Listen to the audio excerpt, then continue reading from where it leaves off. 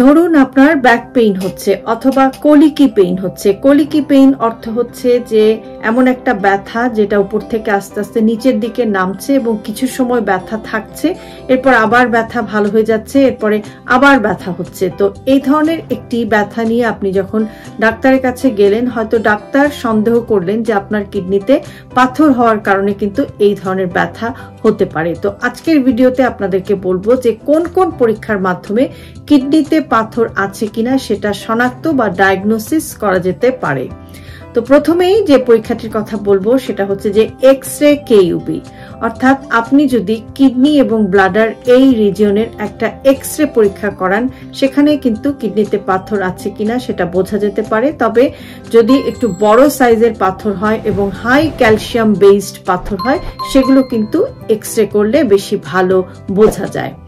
এরপরে যে পরীক্ষাটি করা যেতে পারে সেটা হচ্ছে যে একটি ultrasonography of kidney and bladder region, সেটা করা যেতে পারে। আলট্রাসোনোগ্রাফির মাধ্যমেও কিন্তু কিডনিতে পাথর আছে কিনা সেটা বোঝা যেতে পারে। এবং আলট্রাসোনোগ্রাফির সুবিধা হচ্ছে যে একজন প্রেগনেন্ট মহিলাও কিন্তু প্রেগনেন্সি অবস্থাতে এই পরীক্ষাটি করতে পারেন, কেননা আলট্রাসোনোগ্রাফি হচ্ছে রেডিয়েশন ফ্রি। কোনো প্রেগনেন্ট মহিলার যদি সন্দেহ করা হয় যে কিডনিতে ব্যথা আছে, তাহলে সেফলি কিন্তু এই সময় আলট্রাসাউন্ড করা যেতে পারে। আর এরপরে যে পরীক্ষাটির কথা বলবো সেটা হচ্ছে যে CT scan of kidney and urinary bladder region, অর্থাৎ সিটি স্ক্যানের মাধ্যমে কিন্তু খুব অ্যাকিউরেটলি এই পাথরটা একেবারে যদি খুব ছোট সাইজ থাকে সেটা বোঝা যেতে পারে।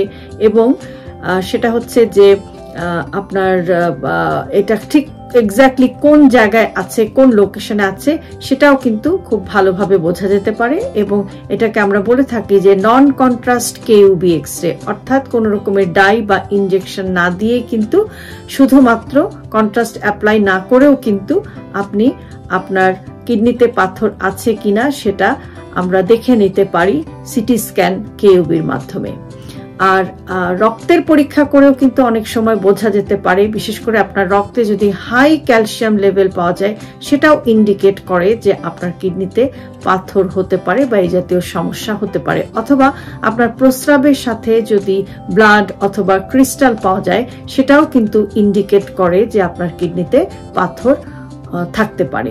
তো আজকে অনেকগুলো পরীক্ষার কথা বললাম। তো এই যাবতীয় সবগুলো পরীক্ষার মাধ্যমেই কিন্তু আপনার কিডনিতে পাথর আছে কিনা সেগুলো ডায়াগনোসিস করা যেতে পারে। তো যারা এরকম উপসর্গ নিয়ে ডাক্তারের কাছে যান, ডাক্তারই নির্ধারণ করবেন যে কি কি পরীক্ষার মাধ্যমে আপনার কিডনিতে পাথর আছে কিনা সেগুলো ডায়াগনোসিস করা যেতে পারে এবং সেই অনুসারে ডাক্তারই আপনাকে চিকিৎসা দেবেন। আমি জাস্ট আপনাদেরকে কিডনিতে পাথর আছে কিনা সেগুলো ডায়াগনোসিস করার প্রাথমিক পদ্ধতিগুলো সম্পর্কে বেসিক বা প্রাথমিক একটা আইডিয়া আপনাদেরকে দিলাম। ভালো থাকবেন সবাই।